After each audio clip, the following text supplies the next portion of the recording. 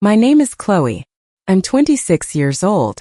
And until the night my body collapsed without warning, I truly believed I understood what family meant. I thought it meant staying, waiting, showing up when things got ugly. I was wrong. The pain didn't announce itself dramatically. It didn't feel like an emergency at first. It started as a dull knot low in my stomach that morning, the kind of discomfort you convince yourself will pass if you just push through it. I had rehearsal later, deadlines, plans, so I ignored it. Within an hour, that knot twisted into something sharp and relentless. Each breath felt heavier than the last. I tried standing up from the kitchen chair and my knees buckled. The room tilted. I barely made it to the floor before the pain stole the air from my lungs. I remember lying there on the cold tile, shaking, phone clutched in my hand, trying to decide whether I was overreacting. Then another wave hit. That was when I called an ambulance, not because I wanted to, but because there was no one else around to help me. By the time the paramedics arrived, my clothes were soaked with sweat and my vision kept narrowing at the edges. As they lifted me onto the gurney, one of them asked if there was someone they should notify. My mom, I said immediately. Because of course I did. That's what daughters do when everything starts falling apart. The expectation I never questioned the ride to the hospital blurred into flashing lights and clipped voices. I focused on breathing, on staying conscious, on one thought that anchored me through the pain. She'll be here. I imagined my mom rushing through hospital doors, worried, frantic, asking questions, taking my hand. I imagined my family waiting together, anxious, scared, the way families are supposed to be. That image carried me all the way into the emergency room. As nurses cut away fabric and monitors started beeping, I kept asking the same question. Did someone call my mom? Yes, they told me. She's on the way. I held on to that. The voices outside the curtain. Time lost meaning after that. The pain meds dulled everything without taking it away completely. I drifted in and out, aware of movement around me, aware of voices beyond the thin curtain separating my bed from the hallway. That's when I heard hers. Not worried. Not rushed. Calm. Casual. Almost bored. She wasn't talking to me. She was talking to the rest of my family. She'll be fine, my mom said, her voice carrying clearly through the curtain. Let's just go back home. We can't miss the party. Someone laughed softly. Another voice agreed. They were discussing cake, music, photos. They were deciding out loud that my emergency wasn't worth canceling a birthday celebration. I lay there frozen, staring at the ceiling, trying to process what I was hearing. This wasn't a misunderstanding. This was a decision. And then footsteps. Multiple sets of them. Moving away. As the doors swung shut, the hallway went quiet, leaving only the rhythmic beeping of machines and the sound of my own heart hammering in my ears. They left. All of them. They chose balloons and cake over the possibility that something was seriously wrong with me.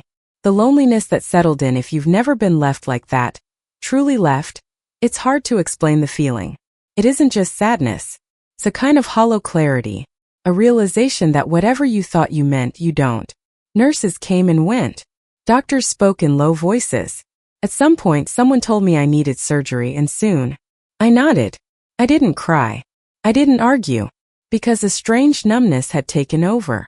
Before they wheeled me away, one of the staff asked gently, "Is someone here with you?" I hesitated. Then I lied. "Yes," I said. I didn't want strangers to know how alone I actually was. Waking up alone. When I finally woke up, everything felt wrong. My throat burned.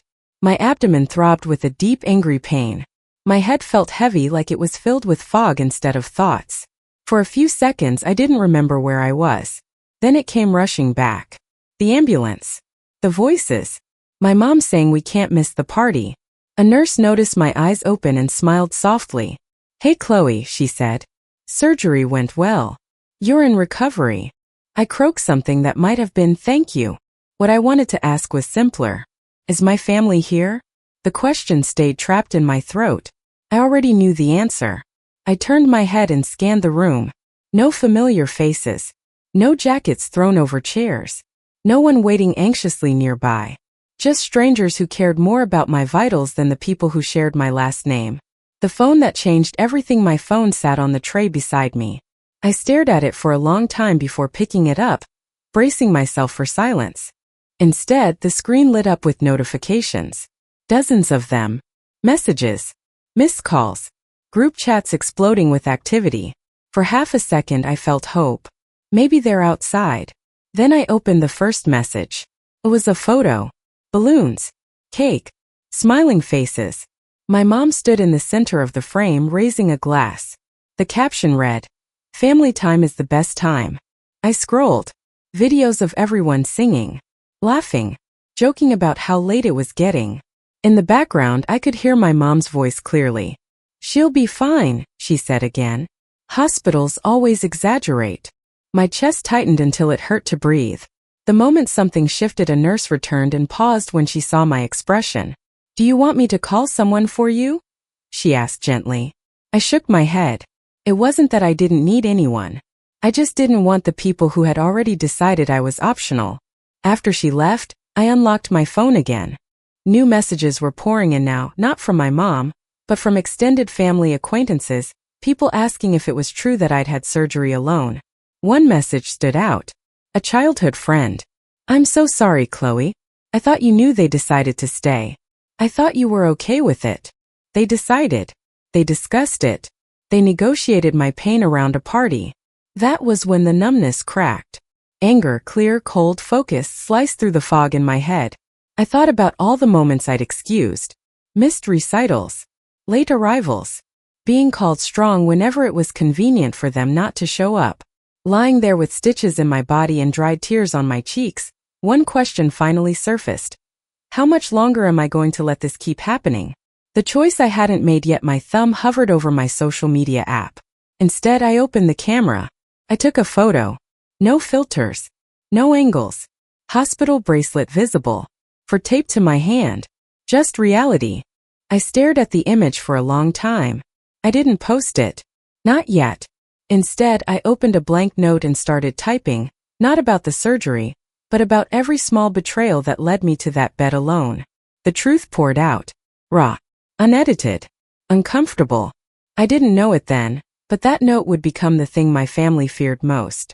Because for the first time I wasn't planning to protect them. Before we continue, don't forget to subscribe for more stories like this. If this chapter already hit you, give it a like, it really helps the channel. And comment below. What would you have done if your family walked away like that? Recovery is supposed to be quiet. Rest. Healing. Time to get your strength back. Mine wasn't. Because the moment my family realized I hadn't forgotten what they did, everything changed. The first call, it was my mom who called first. Not that night. Not the next morning. 3 days later. By then I was home. Moving slowly. Still sore. Still exhausted. Still replaying the sound of her voice outside that hospital curtain. I stared at my phone while it rang. Part of me wanted to ignore it. Another part wanted answers. I answered. "Oh, good," she said immediately. "You sound better."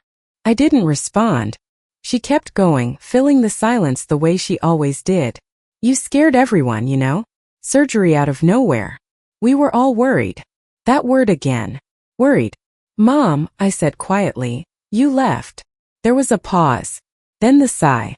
The same sigh she'd used my whole life when something made her uncomfortable. "We didn't leave," she corrected. "We just didn't stay."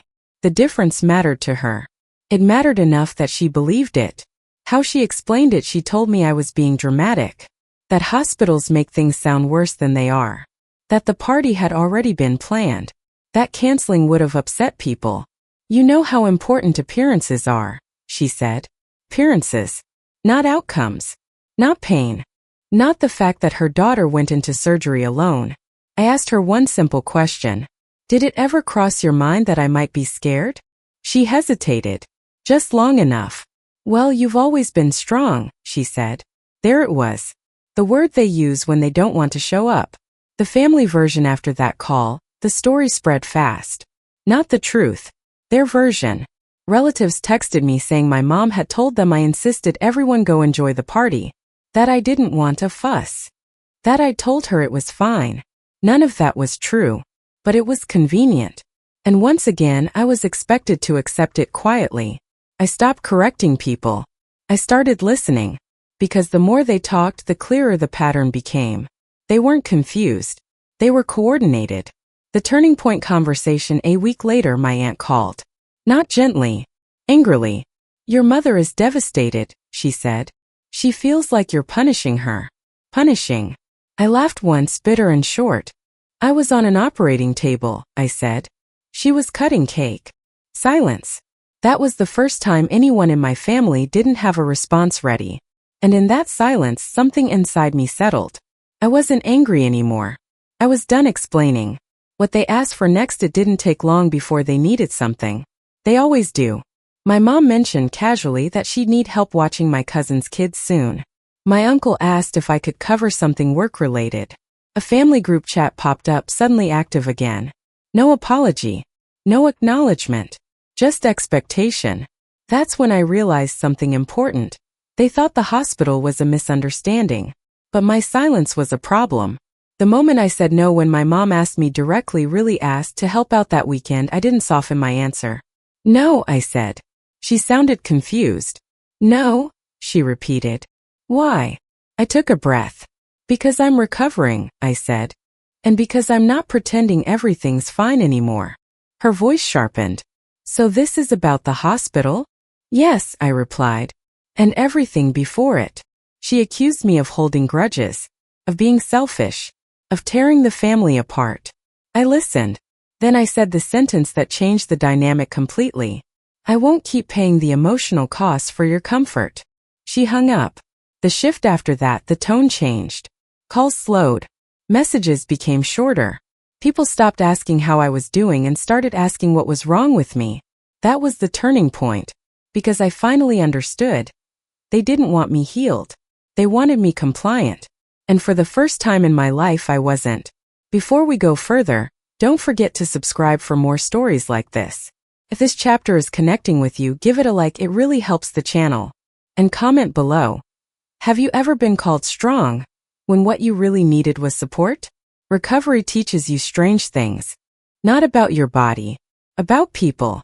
Once the pain meds were gone and I could finally sit up without wincing, I noticed something quietly unsettling. No one checked in anymore. Not really. The messages that came weren't about how I was healing. They were about how uncomfortable things had become. My silence apparently was harder to deal with than my surgery.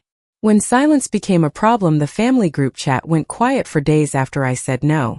Then someone sent a random meme like nothing had happened. Someone else reacted with a heart. Conversation resumed, careful, shallow, avoiding anything real. I didn't respond. And that's when the private messages started again. My mom asked if I was still upset. My aunt asked if I was okay emotionally. My cousin asked if I'd done something to offend my mom. None of them asked why she left. They just wanted things to go back to normal. But normal, I had learned, meant me swallowing it. The first boundary a few weeks later, there was a family gathering. Nothing major. Just a casual dinner. My mom called to invite me, her voice carefully neutral. I think it would be good for everyone, she said. We don't need to talk about anything heavy. That sentence told me everything. She didn't want healing. She wanted comfort. I'm not coming, I said calmly. There was a pause. Then the edge crept into her voice. You can't avoid us forever. I'm not avoiding anyone, I replied. I'm choosing what I can handle. She accused me of being dramatic, of punishing everyone, of turning one incident into a personality. I didn't argue. I simply said, I'm done explaining. And I meant it. The thing they didn't expect, what they didn't expect, was how quickly my life got quieter and better. Without constant family tension, my energy came back faster. Without guilt-driven obligations, my days felt lighter. Friends checked in. Coworkers brought meals. People who weren't related to me showed more care than the ones who were. That contrast hurt at first. Then it healed something. The moment the power shifted, the real shift came when my mom finally confronted me directly. She showed up at my place unannounced. I opened the door slowly, still sore, still tired, but steady. You're shutting us out, she said immediately. And I don't understand why. I looked at her for a long moment. Then I said the truth. You left me when I needed you most. And instead of apologizing, you asked me to move on. She scoffed. You're exaggerating. No, I said. I'm remembering. That stopped her. Because remembering was the one thing she couldn't control. The line I drew, I didn't yell. I didn't cry. I told her exactly what would happen next. I'm not cutting anyone off, I said. But I'm also not pretending anymore. If we talk, it's honest. If we meet, it's respectful. If you can't do that, we don't interact. She stared at me like I'd spoken a foreign language. Families like mine don't understand boundaries. They understand obedience. I'm your mother, she said. And I'm your daughter, I replied. Who deserved better? She left without another word. What revenge actually looked like, there was no big showdown after that. No public exposure. No dramatic post. Just distance. And distance did what arguments never could. They stopped asking favors. They stopped assuming my availability. They stopped using family as leverage. Because I was no longer useful in the way they wanted. And that was the revenge. The piece that followed months later. I ran into my mom at a store. She looked older. Tired. She asked how I was. Good, I said. And for the first time it was true. She nodded, unsure what to say next. Neither of us filled the silence. And when I walked away, I realized something important. I didn't need closure. I didn't need apologies. I needed space. The lesson I took with me, if you're listening to this and you've ever been left behind, minimized, or told you were too sensitive for expecting care, remember this. Being strong doesn't mean being abandoned. Loving your family doesn't mean sacrificing yourself. And walking away from harm is not betrayal. The real revenge isn't making them hurt. It's building a life where their choices no longer control your peace. Before you go, don't forget to subscribe for more stories like this. If this story meant something to you, give it a like, it really helps the channel. And comment below. Would you have set boundaries? Or walked away completely?